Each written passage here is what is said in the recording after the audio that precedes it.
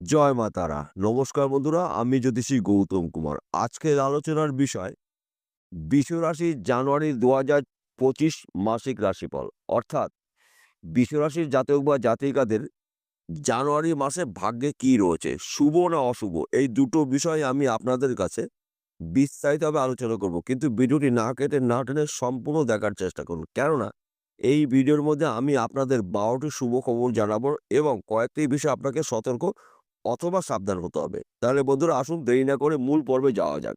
আমরা প্রথমে একটু জেনে নিই বৃষ রাশির সাপেক্ষে কোন ঘরে কোন গ্রহরা অবস্থান করছে।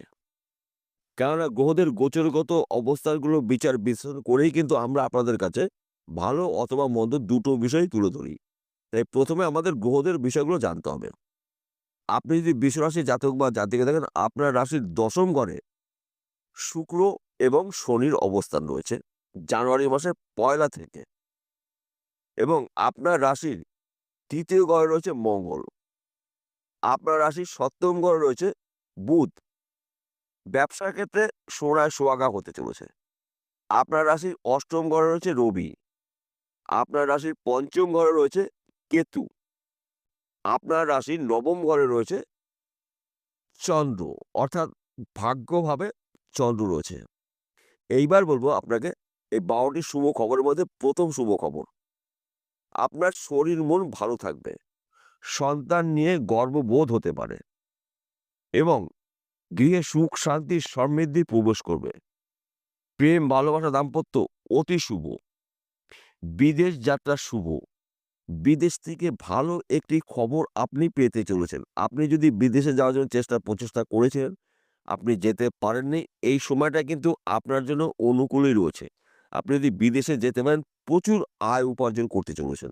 কিংবা আপনি যদি চাকরির জন্য প্রচেষ্টা করেছেন, চাকরির একটি ভালো খবর পেতে পারেন। সেই চাকরি সরকারি হতে পারে, বেসরকারি হতে পারে, ব্যক্তি বিশেষে। কিংবা আপনি যদি চাকরি করছেন, চাকরির ক্ষেত্রে প্রমোশন প্রাপ্তির যোগ রয়েছে, পদে উন্নতি রয়েছে, মনের মতো জায়গায় পোস্টিং হতে পারে। তাছাড়া আপনি যদি ব্যবসা করেন, সে আপনার ছোট হতে পারে, মাঝারি হতে পারে, বড় হতে পারে। ওই ব্যবসা চলাকালীন আপনি কিন্তু ত্রিমুখে আয় উপার্জন করতে চলেছেন। কেননা এই সময়টা কিন্তু আপনার জন্য শুভ সময়। কিংবা আপনি যদি এক্সপোর্ট ইম্পোর্টের বিজনেস করেন, এই সময়টা কিন্তু আপনার জন্য অনুকূলে রয়েছে। আপনার বিজনেস দেশে অথবা বিদেশে ছড়িয়ে যাবে। আপনার নামডাকও ছড়িয়ে যাবে। কিংবা আপনারা যদি কোনো ফটকা বিজনেসের মধ্যে যুক্ত থাকেন, এই সময়টা কিন্তু আপনার জন্য শুভ সময়। তাছাড়া আপনারা যদি অনলাইনের সাথে যুক্ত থাকেন, শেয়ার বাজারে টাকা লগ্নি করছেন, ব্যাটিং করছেন, মার্কেটিং করছেন, পেশাগত আপনি লটারি টিকিট বিক্রি করছেন, এখান থেকেও আপনি কোটি টাকা আয় উপার্জন করতে পারেন। কারণ সময়টা কিন্তু আপনার জন্য গুরুত্বপূর্ণ। কেন আপনাদের জীবনে এত শুভত্বগুলো অপেক্ষা করছে? দেখুন, আপনার রাশির ১ম ঘরে রয়েছে শুক্র এবং শনি। ১ম ঘরকে মানা হয় কেরিয়ারের ঘর, কর্মের ঘর। কর্মফলদাতা শনি কর্মের ঘরে রয়েছে এবং শুক্রকে মানা হয় সুখের কারক গ্রহ, ঐশ্বর্যের কারক গ্রহ, ধনের কারক গ্রহ। উচ্চ স্তরের আশা, আকাঙ্ক্ষা, ভোগ, বিলাসিতা শুক্রের মাধ্যম দিয়ে কিন্তু পূর্ণতা আমরা ভোগ করে থাকি। তাই দীর্ঘদিন পরে শুক্র ও শনি দুটি গ্রহ কুম্ভ রাশিতে বন্ধু পূজ্য মহারাজ রাজযোগ তৈরি করেছে আপনার জন্য অধিক শুভফলদায়ক। এবং আপনার রাশির ৩য় ঘরে রয়েছে মঙ্গল, অর্থাৎ ভাই এবং বোনের সঙ্গে সুসম্পর্ক আপনাদের এবার দেখা যাচ্ছে। আপনার রাশির ৭ম ঘরে রয়েছে বুধ। বুধকে মানা হয় বুদ্ধির কারক গ্রহ, বিদ্যার কারক গ্রহ, কৌশলের কারক গ্রহ, ম্যানেজমেন্টের কারক গ্রহ। তাই বিশেষ করে ব্যবসা ক্ষেত্রে আপনার সফলতা আপনি অর্জন করতে চলেছেন। কেননা ৭ম ঘরকে মানা হয় বিজনেসের ঘর, সাংসারিক জীবনে সুখ শান্তি সমৃদ্ধির ঘর, সন্তানের ঘর। বুধ রয়েছে। তাই আপনি চতুর্মুখী আয় উপার্জন করতে চলেছেন। আপনার রাশির ৮ম রয়েছে রবি। রবি মাঝে মধ্যে আপনাকে সমস্যার সৃষ্টি করতে পারে। হঠাৎ ব্যয় হতে পারে, হঠাৎ খরচা হতে পারে। এই খরচাকে আপনাকে নিয়ন্ত্রণে রাখতে হবে। আপনার রাশির ৫ম ঘরে রয়েছে কেতু। ৫ম ঘরকে মানা হয় সন্তান, শিক্ষা, বিদ্যা, বুদ্ধির ঘর। বিশেষ করে সন্তান দ্বারা আপনার গর্ববোধ হবে, বংশের মান-সম্মান প্রাপ্তির যোগ রয়েছে এবং যারা উচ্চ শিক্ষায় শিক্ষিত রয়েছেন, পড়াশোনা করছেন, তাদের কিন্তু পড়াশোনা চলাকালীন চাকরির একটি ভালো অফার আসতে পারে। তাই আপনারা অ্যালার্ট থাকুন, প্রস্তুত থাকুন, সুযোগের সৎকাজ করুন, একটি সুযোগও হাতছাড়া করবেন না।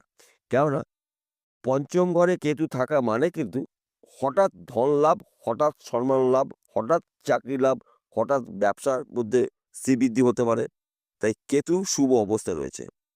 আপনার রাশির নবম ঘরে রয়েছে চন্দ্রদেব, অর্থাৎ নবম ঘরকে মানা হয় ভাগ্যস্থান। তাই ভাগ্যের চন্দ্রদেব রয়েছে, আপনার ভাগ্য পরিবর্তন হতে পারে। এখন আপনার যেই অবস্থায় থাকুক না কেন, জানুয়ারি মাসের মধ্যে আপনার অনেক কিছু পরিবর্তন হতে পারে। একাধিক জায়গা থেকে লাভজনক কিছু ঘটনা আপনার জীবনে ঘটতে চলেছে। এই হলো শুভ খবর আপনাকে জানালাম।